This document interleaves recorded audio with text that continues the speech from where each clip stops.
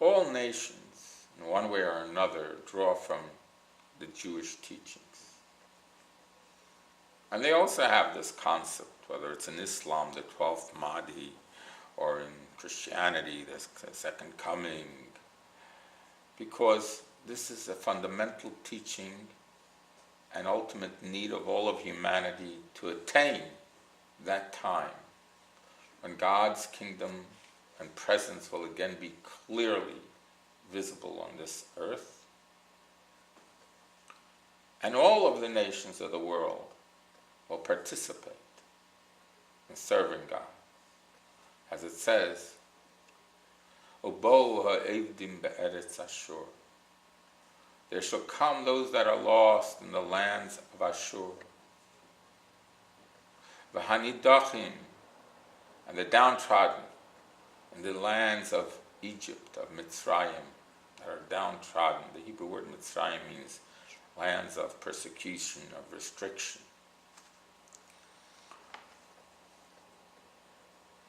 And they will bow down again to God in Jerusalem, the Holy Mountain. That's where the first and the second temple stood. The Beis Hamikdash, the holy sanctuaries,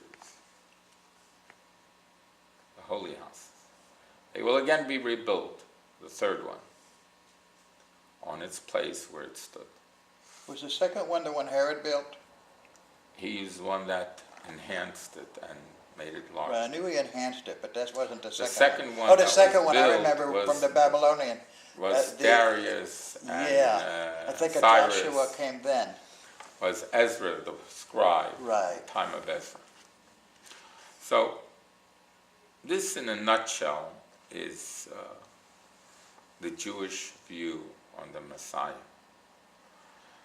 It's going to be a man of flesh and blood, born of a mother and a father. He will be an anointed one. The word Mochiac means that he will be anointed with the knowledge and the Spirit of God and with anointing oil. The services in the temple will be returned, and humanity will know peace, true peace.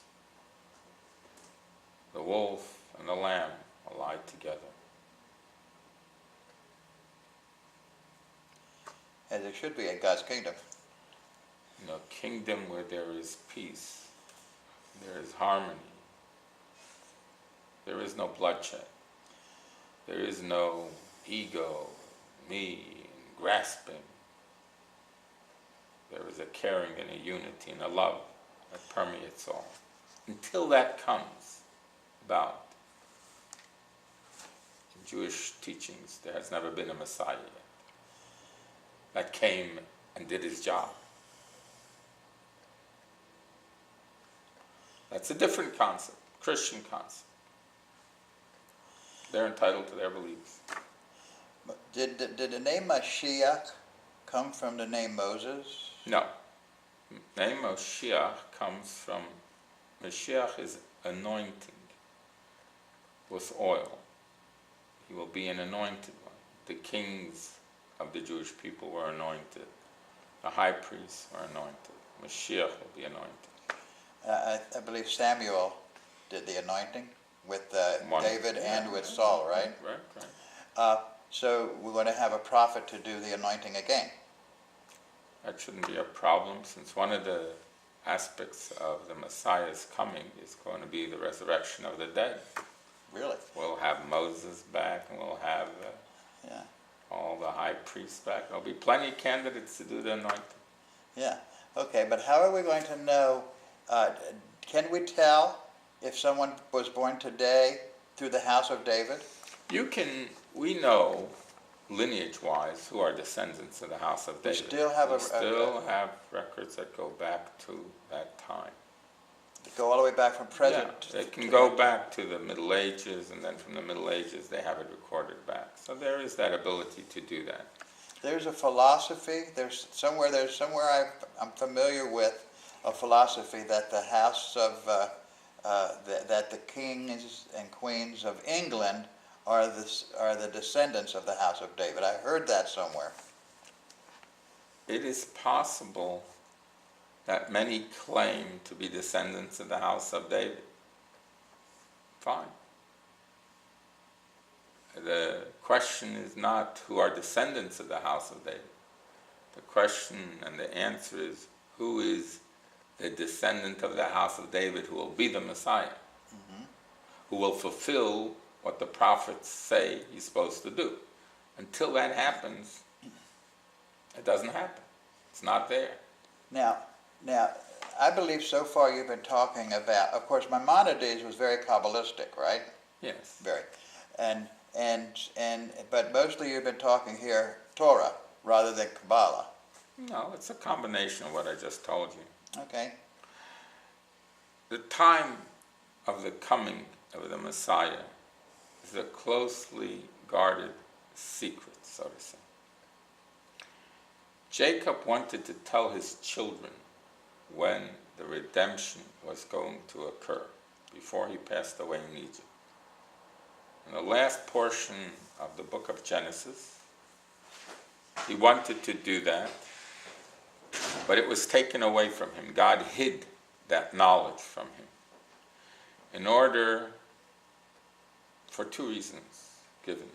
One is the main reason, because it would be so far in the future that people would lose hope. It would be meaningless to all those of that period in time. So it was hidden from him.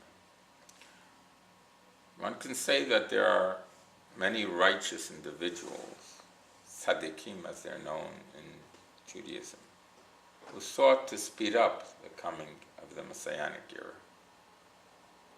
And there were opportunities to possibly bring it about, but somehow it did not happen. The time was not right, and it failed. Today we live in a time when many of the mysterious statements about the Messianic age seemingly are more likely to be understood and fulfilled. We see, for instance, it says that the Messiah will teach all people, and each one will be able to go ahead and learn directly from him. Till some years ago, we couldn't even imagine how that would be possible. Yet today it is possible. Yeah, really. Torah and science have never been at odds with each other. Maybe science, because it was yet ignorant or had not attained levels of knowledge, thought that the statements of Torah were incomprehensible, some of them. But in reality, everything that it says in the Torah will ultimately happen. Well, I believe quantum physics scientists are more in tune with the spirituality part of existence than the say materialistic scientists, which is called physical science, I guess for a reason. Well, the physical in Judaism and in the Kabbalah is called Helen. It conceals. The physical conceals and restricts the visibility of spiritual things, because it is the nature of physical to block light, to sink towards the earth, lower levels, whereas the spirit rises upward.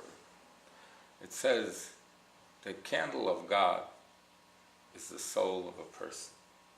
And just as a candle, its flame always strives upward, even if you turn it upside down,